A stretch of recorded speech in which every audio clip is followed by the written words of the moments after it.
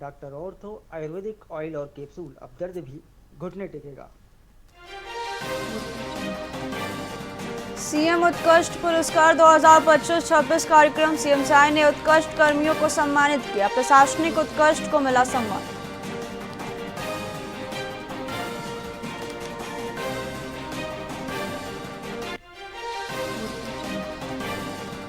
संत समागम माघ मेले की तैयारियों की समीक्षा। डिप्टी सीएम विजय शर्मा ने ली बैठक। 23 जनवरी से 1 फरवरी तक होगा माघ मेला।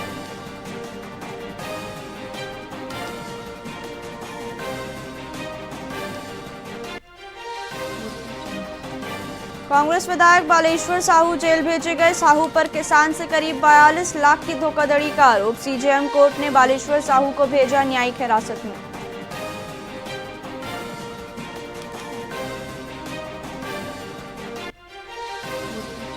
केंद्रीय मंत्री टोकन साहू ने कांग्रेस पर उठाए सवाल। विधायक बालेश्वर साहू की गिरफ्तारी पर आत्मचिंतन की सलाह। टोकन साहू बोले, कांग्रेस को आत्मचिंतन की जरूरत।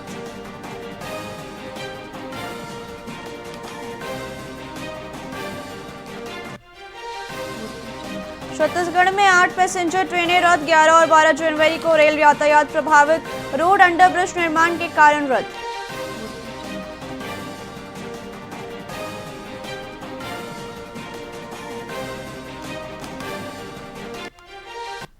नमस्कार, आप देख रहे हैं वीआईपी न्यूज। मैं हूं प्राची। आइए रुक करते हैं खबरों की। शहर एवं ग्रामीण जिला कांग्रेस कमेटी रायपुर ने मनरेगा बचाओ संग्राम अभियान को लेकर कांग्रेस भवन में प्रेस कॉन्फ्रेंस आयोजित की। पूर्व मंत्री ने केंद्र सरकार पर मनरेगा को कमजोर करने का आरोप लगाया। उन्होंने कहा कि बजट में कटौती और मजदूरी भुगतान में देरी से मजदूरों के अधिकारों पर हमला हो रहा है। साथ ही पूर्व मंत्री साहू ने स्पष्ट किया कि कांग्रेस मनरेगा और मजदूरों के हितों की रक्षा के लिए सड़क से सदन तक संघर्ष करेगी। वहीं प्रेस वार्ता में अभियान के आगे की रणनीति की जानकारी भी दी गई। इस दौरान कांग्रेस के नेता और पदाधिकारी मौजूद रहे। अभी मनरेगा हम लोगों ने, हमारी सरकार ने लागू किया था, जिसको वर्तमान नरेंद्र मोदी जी की सरकार बंद करके नया स्कीम ला रही है, नया योजना ला रही है, जिसको न लाया जाए, मनरेगा को यथावत रहने दिया जाए। इसलिए हम लोगों का ये अभियान चल रहा है एआईसीसी के निर्देश पर। अभी मनरेगा में 365 दिन पूरा काम करने का मजदूरों को अधिकार था। नरेंद्र मोदी की सरकार जिस क्षेत्र में चाहेगी वहां काम करेंगे।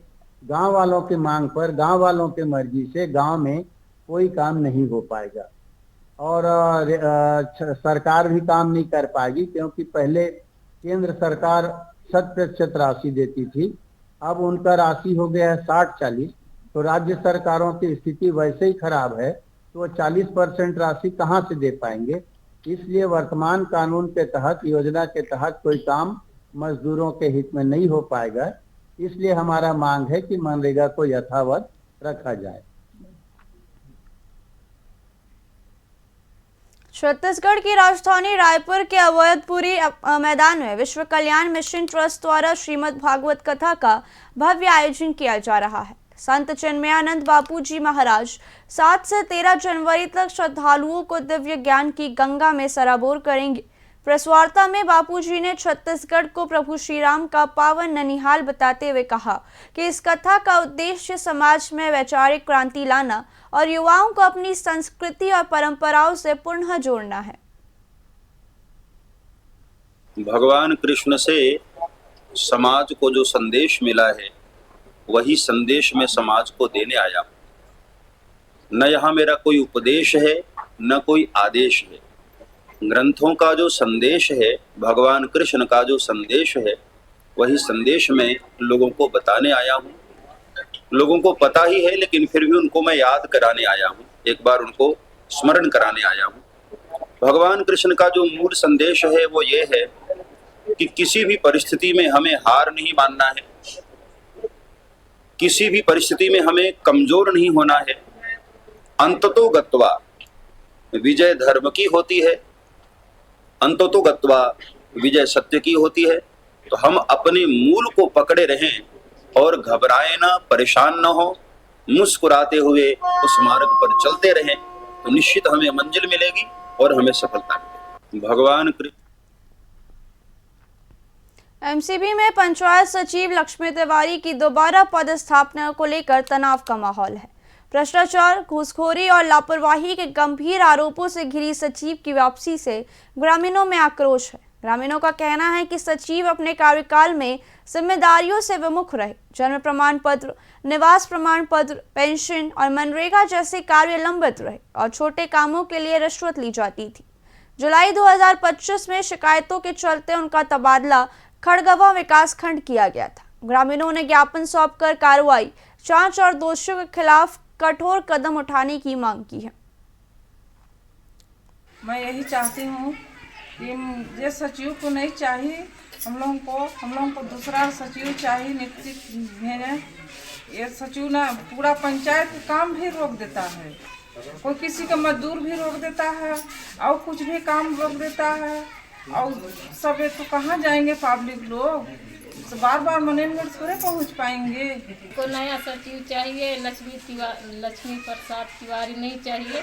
इसको हटाना है तो हटाना है, हमको नया चाहिए। हम बोलते हैं वहाँ सचिव का सील सिग्नेचर लगता है, तो हम लोगों वहाँ फ़ोन लगा के बोलते हैं सचिव के पास, तो कहते ले आओ, हो जाएगा ऐसे बोल रहा है। ये मान लो जो जंगल विभाग का जमीन विषय उनको दिया गया था सचिव साहब को, वो आज तक हमारा नोटिस नहीं जारी किए, न कुछ किए। और बोले थे कि सब ओके है, आज तक ये सब पड़े हुए हैं, है ना, लेकिन आज तक कुछ नहीं। जहाँ कागज वहीं पड़ा हुआ है, पता नहीं अचार का डब्बा में डाल दी, कहाँ डाल दिए मैं अभी नहीं जानता हूँ। तो हम लोगों का यहाँ का गांव के इतने समस्या है कि अब मैं क्या बताऊँ। यहाँ का कितनों जनते परेशान है, उनका सचिव तफसील चाहिए, दस्तखत चाहिए। मेरे पास आते हैं कि आप कैसा सचिव है, नहीं आता है क्या है, और मैं उनसे बात करता हूँ सचिव से, तो बोलते हैं मेरे को यहाँ से लंबा पड़ता है तो नहीं आ पाता हूँ, क्या करूँ, ऐसा है वैसा बहाने मारते रहते हैं। और कभी आते भी हैं तो अचानक आते हैं एक आध बार, फिर एक आध घंटा 10 मिनट के लिए, फिर ऐसे अपना बताए इधर उधर, फिर निकल लेते हैं।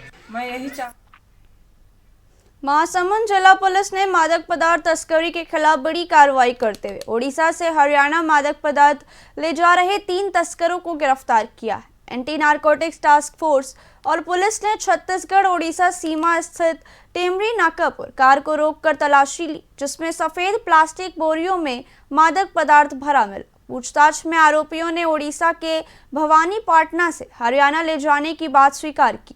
पुलिस ने विकास सिंह, प्रमोद माहौर और दिल्ली निवासी प्रशांत डागा को गिरफ्तार कर करीब 15 लाख रुपए का मादक पदार्थ और कार जब्त की और नारकोटिक्स एक्ट के तहत मामला दर्ज किया गया है।